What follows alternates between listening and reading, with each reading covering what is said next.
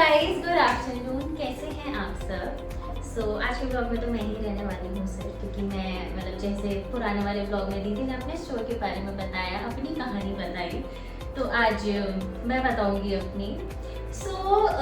Starting कैसे हुई थी कि मेरा कुछ प्लान ही नहीं था अभी से स्टोर का, बिकॉज मुझे तो टाइम था, बिकॉज मुझे भी जॉब से नॉन करनी थी।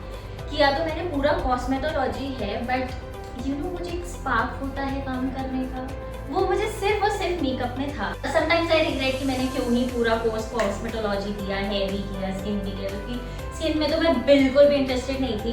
बट हमारी टीचर थोड़े इंटरेस्टिंग टॉपिक्स के साथ हमें चीजें सिखाती थी, तो मजा आता था पढ़ने में, अदरवाइज मैं बिल्कुल भी इंटरेस्टेड नहीं थी। लेकिन जो एक मुझे स्पार्क था वो सिर्फ मेकअप में था। इस मेकअप में मुझे बचपन से ही इंटरेस्ट है, क्योंकि बचपन में बहुत से लोग जो लोग जानते हैं मुझे, उन लोगों को पता है कि मैं कितना लाइनर और काजल लगा के रहती थी ऑल द टाइम। या मम्मी पे मैं कुछ ना कुछ हमेशा ट्राई करती रहती थी, हेयर स्टाइल वगैरह, आई मेकअप। तो ये मुझे रिसेंटली कॉम्प्लीमेंट, बिकॉज जब दूसरों से कॉम्प्लीमेंट मिलते हैं ना, तब समझ आता है कि ये चीज़ें कितनी वैल्यूबल है। तो रिसेंटली जब मैं झांसी गई थी, तो जिस पार्लर में हम लोग बचपन से जाते हैं, तो वो हम लोग के बारे में काफ़ी कुछ जानते हैं। तो आंटी ने मुझसे बोला था, आंटी या uncle, I don't remember exactly, but उन्होंने मुझसे बोला था कि कहाँ सुहानी पहले अपने छोटे से बैग में अपना सामान लेके जाती। अब आज देखो कि आज सुहानी इतनी बड़ी वैनिटी एक्चुअली हर जगह लेकर जाती है। तो मेरे फ्रेंड ने भी अभी ओपनिंग वाले दिन मुझे यह बात याद दिलाई, जो कि मुझे याद भी नहीं थी, कि एक्टिंग स्कूल में भी जब मैं थी, तब भी मैंने उनको बोला था कि मुझे मेकअप करने का बहुत शौक है। एंड आज मेरा स्टोर हो गया है मेकअप का, तो I am very glad. And makeup की एज सच कोई जॉब नहीं होती है, सिर्फ सीजन्स के टाइम में अगर लोग मिल जाते हैं तो कर लेते हैं, अदरवाइज ऐसे कोई स्पेसिफिक जॉब नहीं है कि आप कहीं पे कर रहे हो तो आपको मौका मिल जाएगा करने का। बट स्टिल ट्राई किया कि मेरी इंडस्ट्री में समझ आए चीज़ें। तो एक जगह मैं इंटरव्यू देने गई थी, एक्चुअली गई तो मैं 3-4 जगह थी, बट एक तो फ्रॉड निकले, कोई किसी ने कुछ बातें करी, किसी ने कुछ बातें करी। तो जब दीदी जब शॉप देखने जाती थी, तो हम सब लोग शाम को बैठ के डिस्कशन करते थे। एंड उस टाइम पर पूरा दीदी भी थी मुंबई में। तो सडनली पापा मतलब फोन पे थे, तो पापा बोलते थे हमारी मम्मी को इतना जाना। अब एकदम से घबराहट हुई थी, मतलब ये टॉपिक कहाँ से आ गया, ये तो एक्सपेक्टेड भी नहीं। फिर अपूर्वा दीदी भी बोली, अपूर्वा दीदी इन सब मामलों में बहुत एक्सपर्ट है। इधर कॉन्फिडेंस होगा किसी का, वो यहाँ तक पहुँचा सकती है विद इन सेकेंड। उसके अंदर ये पता नहीं कहाँ से ये कला है। अब ये डिसीजन हुआ था कि नहीं, सुहानी का भी स्टार्ट साथ में ही करना है, अदरवाइज मैं कहीं दूर दूर तक भी नहीं भटक रही थी। हाँ, फिर शॉप्स देखना स्टार्ट करी, बहुत सारी शॉप्स थी, रेंट्स तो आसमान छू रहे। फिर नेल्स भी सीखने का पूरा कोर्स तो हो ही चुका था, सिर्फ नेल्स बाकी था। फिर नेल्स सीखना स्टार्ट करा, मेरी फ्रेंड ने मुझे सिखाया, वही आज मेरे साथ काम कर रही है। लोगों को स्टार्टिंग में बहुत दिक्कत आती है कलीग के साथ एंड ऑल दैट, बट वो ऑलरेडी मेरी फ्रेंड है, तो मेरे लिए बहुत ज्यादा बेनिफिट है, क्योंकि मेरी टीचर भी मेरे साथ काम कर रही है। मैडम बगल में खड़ी है। तो ये सब हुआ। फिर जाके फाइनली जब हमको ये शॉप मिली, तो सबसे पहली चीज तो I am very very glad कि हमें ऐसे पेरेंट्स मिले हैं, क्योंकि ये जितनी भी क्रिएटिविटी है, ये हमें मम्मी से मिली है।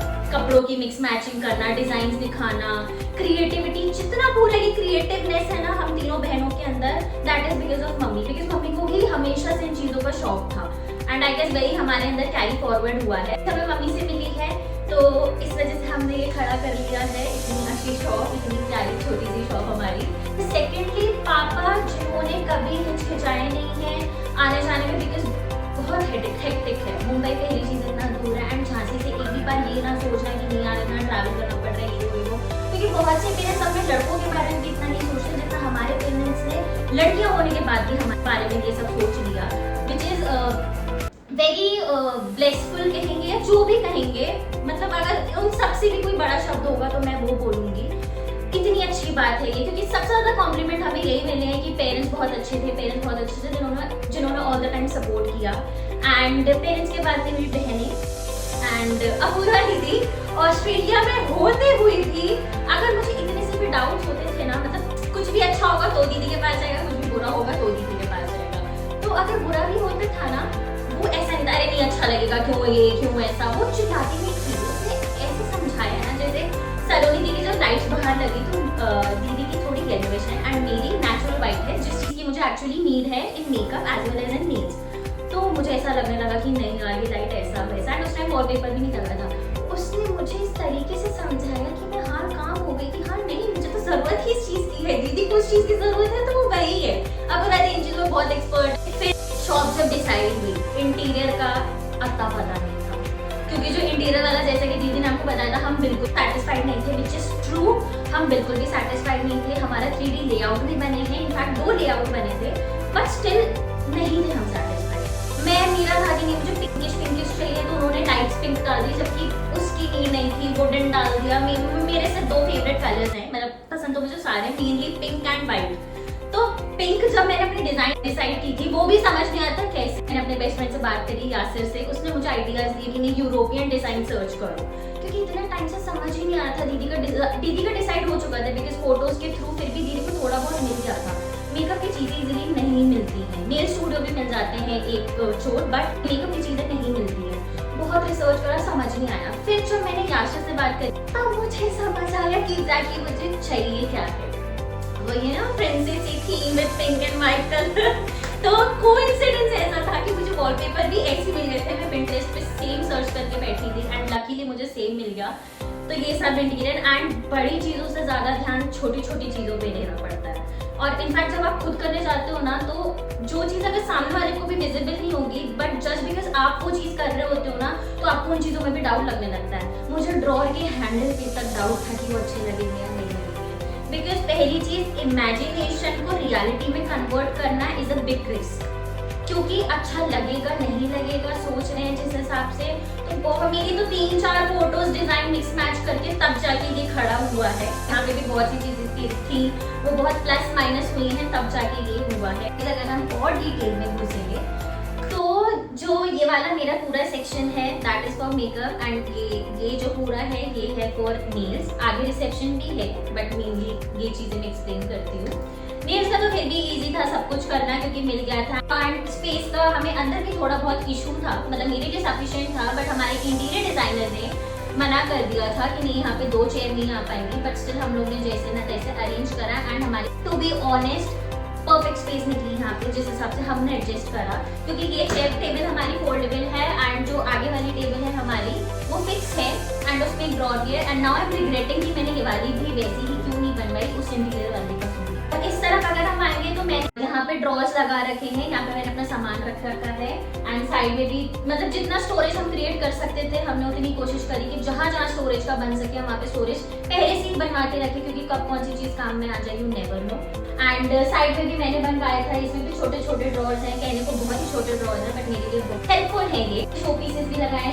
हम लोग कितनी बार तो आइडिया गए हैं, लिटरली मुझे वर्दी के आइडिया का तो सब रट चुका है कि कहाँ क्या है, कहाँ लाइट का सेक्शन है, क्या है, मैं वहाँ पे लिटरली अब काम कर सकती हूँ। अभी भी हमने बहुत चीजें ढूंढी, बट वहाँ पे बस एक माइनस पॉइंट था कि जो उनके पास रेडी में रहता है वही मिलता था। एक और शॉप पे गए थे, बट नहीं समझ में आया। जब तक एक चीज जब तक वाव पे क्लिक नहीं होती ना, तब तक लेने का भी मन नहीं करता, क्योंकि नहीं वो एक वाव फैक्टर आता है तो ही भरोसा आता है कि नहीं अच्छा ही लगेगा ऐसा। Oh my God, the clap was loud. Yes. And जो इस साइड की वॉल है वहाँ पे मैंने अपने सर्टिफिकेट्स लगा रखे हैं। वैसे सर्टिफिकेट्स तो मेरे पास काफी थे, बट जो मुझे मतलब उस वॉल पे जितने फिट हो पाते तो उनमें से 4 मैंने बेस्ट निकाले अपने। एक मेरा मेन जो मेरा डिग्री का सर्टिफिकेट है, एंड बाकी जहाँ जहाँ मैं गई हूँ वहाँ के सर्टिफिकेट्स हैं। गाइस इसी के ही आगे जाके हमारा यहीं पर एक छोटा सा मंदिर है जो कि हमें बहुत पसंद है, एंड यहाँ की मूर्ति भी हम सिद्धिविनायक मंदिर ही जाकर लेकर आए हैं। वो बहुत ज्यादा मानती है तो वहीं से ही मूर्ति आनी चाहिए। हमने अपने सिर गन्नू को बिठाल के रखा है यहाँ पे। एंड ऑनेस्टली हर चीज में पापा ने इतनी मेहनत की है, इतनी मेहनत की है, क्योंकि झांसी का भी काम संभालना, यहाँ का भी काम संभालना, और यहाँ की हर एक छोटी छोटी चीज में जिन जगहों पे मैं और दीदी नहीं जा सकता हूँ पे वो भी अकेले गए, क्योंकि मुंबई में गली कूचों में जाके ही इतनी अच्छी अच्छी चीजें मिलती हैं। तो पापा ने बहुत मेहनत की स्टोर, हमारे स्टोर के लिए। ये है मेरा छोटू सा store, makeup and nail studio, and please visit करिएगा, अपनी खूबसूरती को और निखारिएगा और अपने नाखूनों को भी और सुंदर बनाइएगा। वी आर रियली सॉरी कि हम इतने टाइम कुछ भी पोस्ट नहीं कर पाए, बिकॉज ऑनेस्टली इतनी चीजें मैनेज करना साथ में नहीं हो पाता, इस वजह से हमने थोड़ा ब्रेक दिया था इस चीज में।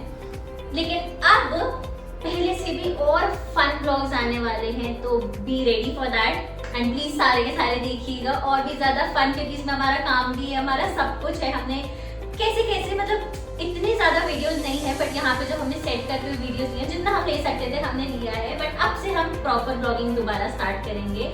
So stay tuned guys, thank you for watching, hope you will like it.